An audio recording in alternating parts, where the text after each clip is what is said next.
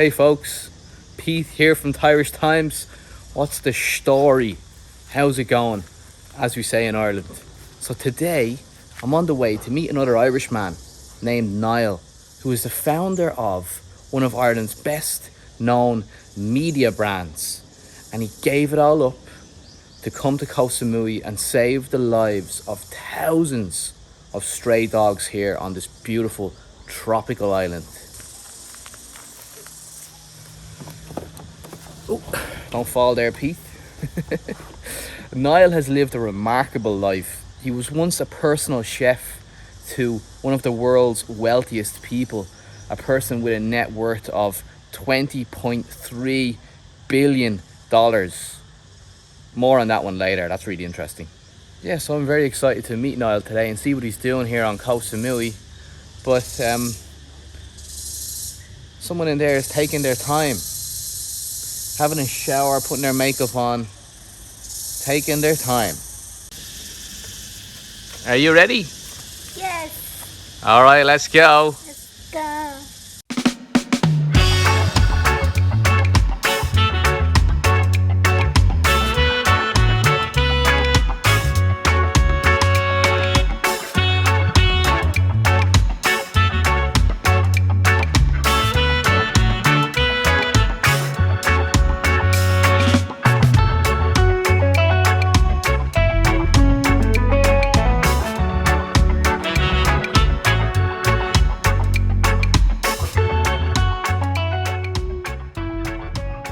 We're on. Oh, we're on, are we? We're on. Niall. Hey, how's it going? Nice to meet you. Good to meet you. So, where are we? We're in a place called Lamai, just up the back of it on the island of Koh Samui, out with the dogs. Okay, and what do you do with these dogs? I started off feeding them, which was, I thought that was all it was, but they actually need medical attention. They often have cuts, they need deworming. So basically looking after 40 or 50 dogs. And are these dogs, are they all stray dogs? They are. They're sort of where we're at the moment. There's a couple of like Thai houses, or there might be migrant workers from Cambodia.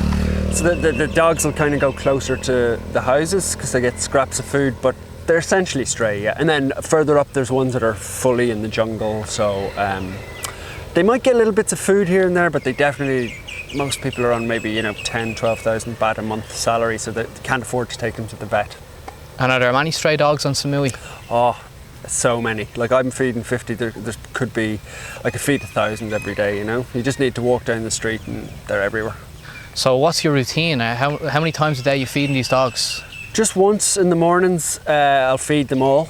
But then throughout the day you might have to go, like if there's puppies for example, you have to feed them 2 or 3 times, bring them milk. And then if there's a sick dog, I might be back up and pick them up. But yeah, it's getting more and more each day. I started off doing a small bit, but it's getting longer by the day. This one is Daisy, very friendly. And then her sister Bouncy is the friendliest of all. This is Bouncy? Yeah, for obvious reasons. She's bouncing around the place. Bouncy. And how old are these dogs? I think they're about, you can usually tell by their teeth, if you look at their teeth. She's got lovely white, very nice teeth. So they're probably about 2, between 1 and 2. Then if you look at this guy, he's a lot older. Come here, mister. Got a bad eye. See his bad eye? Oh yeah, wow. Really bad eye. He's lost his eye, has he? Nearly. But that's when you put drops into him every day. So how did you get into this? I really like dogs, and so I started feeding 1 or 2 here and there, and then I realised that was kind of maybe, it was helpful, but not that helpful, because they're maybe expecting you to come back the next day and then you're not there. So then I just grew, did a little bit more. Is this like a passion of yours? Yeah, I love dogs. If you like dogs, it's really hard to see them suffering, because they get by, they're very tough and streetwise, but it's still, they suffer. Like they've a pretty hard life. They're up against no food, no water, no all like ticks, fleas, snakes, humans. Not all the humans like them. Some people might poison them. That's pretty common. Like if there's a new block of houses or something, they'll all get poisoned to get rid of them. Cars, traffic, fighting with each other. There's like an endless list of stuff that they're up against. I've often wondered this as well. Why are there so many stray dogs in Thailand? I think it's to do with the culture, in that, like Buddhism, they don't want to kill them off really.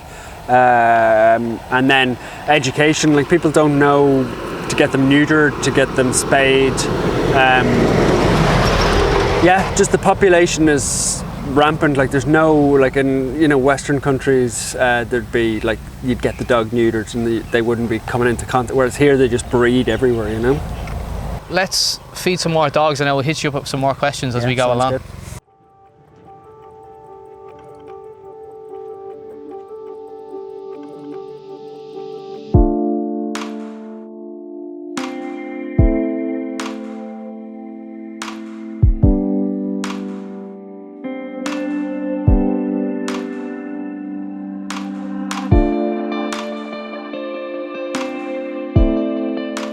And off we went with Niall through the rural jungle roads of KOH SAMUI, stopping off at different places on the side of the road to feed our canine friends.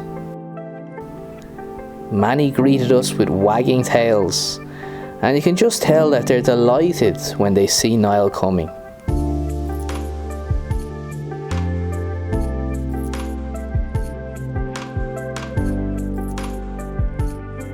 We saw dogs of all ages, from young energetic puppies to really old dogs that looked like they were struggling.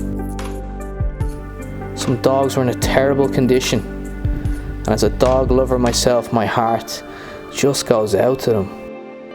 Niall is doing fantastic work. He genuinely cares about the well-being of every dog we saw. Not all heroes wear capes, folks. And as I mentioned in the introduction, Niall has a really interesting life story. So let's have a chat with him and find out what it's all about. So Niall, what did you do back in Ireland? Because it's fascinating.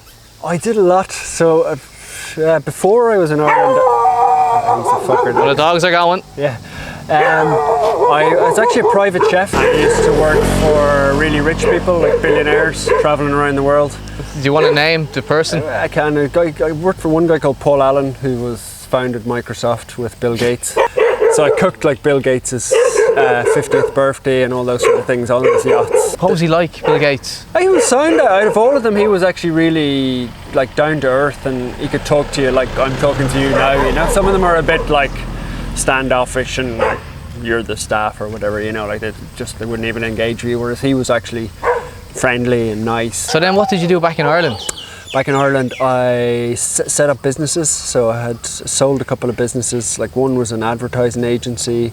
We did social media. It was at the start of Facebook and Twitter and all that. So we just did campaigns for brands like Vodafone and big Irish banks, and you know, like all the strategies for social media basically. And then the next one I set up was called Love in Dublin, so set that up. Now, if anyone doesn't know, Love in Dublin is a really popular, it's an app, is it? It used to... Website app. Website, kind yeah. of just like a city guide really, you know, like everything to do in the city. So yeah, Facebook, Instagram, website, all that. And we had Manchester, Dubai, 6 cities in the end. So. And are you still a part of that? No, sold that and then moved here to feed dogs. Yeah. So you have the entrepreneurial spirit. Yeah, I love it. Well, I still do love it, but I did it, I want to use that spirit to try and, like I'm going to grow the dogs into something that's as big, like feeding 10,000 dogs a day, which is using the entrepreneurial spirit for good, hopefully, you know. So 10,000 dogs a day? A month? A month, a month, 10,000. Well, why not a day eventually? But yeah, so the goal is to save 10,000 a month. So it's a lot, but it's also quite doable, I think. If I can use some of those examples from business and raise money and do, I think content, like you know how important content is. People love stories, so telling the stories of the dogs, I think will ultimately help save a lot of dogs, you know? To kind of show that they're not just street dogs, like they have little personalities and tell that to the world. And how long have you been on Samui? 3 years now. I used to come every sort of, when it was wet and cold and miserable in Ireland in December, I'd clear off here for about a month at Christmas, and then a month became 6 weeks, and then 2 months, and then eventually I was like, yeah, I'll go and live there. And are you in Samui now for the long haul? Yeah. You all in? All in. I've got the Jeep, the dogs. Who would feed the dogs if I wasn't here to feed them on there's other people who feed them, but no, yeah, I'm all in. Love it here, love the lifestyle, the weather, just the way of life, you know. Like, I have a beat up old Jeep and a moped that's fallen apart, but you don't, you know, back in Ireland or the West, people are looking who's got the biggest house or the newest car. Like, nobody really cares here, you know. It's a different way of life. And are you funding all this by yourself, all the food, all the dog food? Yeah, so I spend about $2,000 a month on it myself. €2,000, is it? Euros, yeah. So like, so that's what, 80,000 baht? Yeah, 60, 80, something like that. On food's not actually that, it is expensive, but it's about, I'd say, 800,000 baht a day for food. Between, you got to get puppy food and milk and stuff like that. 800 baht? Baht a day. 800, okay. But medical care is what's expensive. So like if they've got a broken leg or a dog's run over or anything, there's a million different things can be wrong with them. You've got to take them to the vet, and that's where it gets expensive. And also the biggest part of what I'm doing is neutering and spaying them, so they don't have puppies. Like, you can't fix the problem by feeding them. The only way you can fix them is by getting the population down. So I'm going to be neutering, spaying loads of dogs, and that's about say 2,000 baht. A little bit less, but by the time you get them there and transport and medicine and stuff, about 2,000 baht a dog. So that's where it's going to get expensive. So we were talking about this earlier.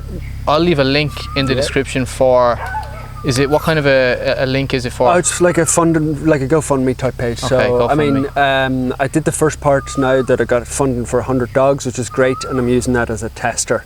But by the time the video's out, I'll probably be doing more dogs, so hopefully it'll be successful, and I'll be doing the next part of it, yeah. Okay, so there you go, folks. If you want to help out, there's a link in the description box to help some stray dogs on Koh Samui. What do you think of the dogs, Niall? Cute. Cute, very cute. They're friendly. They're not like... They're like very, very tame. Yeah. Very tame. Oh! I just got bit. Well, Niall, thanks very much for sharing your story, and you know, if there's anyone out there that wants to help, the links are in the description, and if you're on Samui and you want to help out with the dogs, how can they contact you? Twitter, Instagram. What's your? I'll put your Twitter handle in the description. Yeah, Niall Harbison. Yeah. Okay, well, it's a pleasure. Yeah, same. Thanks very much. Lovely to have you. Anyone enjoyed it? We all enjoyed it. You know, it was an interesting experience helping stray dogs in Thailand. There's plenty of stray dogs here. So anyway, thanks very much. Subscribe to the channel. We're not far away. I keep saying this now. We're on the road to 15k. We get to 20, think 20, come on. Oh yeah, there we go. An entrepreneur, think big. 20k, here we come. So thanks very much. Please subscribe to the channel, like the video, and leave us a comment what you think. Because I know if you've been on holidays in Thailand, you've probably seen lots of stray dogs. Did you have any experiences? You know, leave it in the comments and let's have a chat about it. Okay, thanks very much. I'll see you on the next one.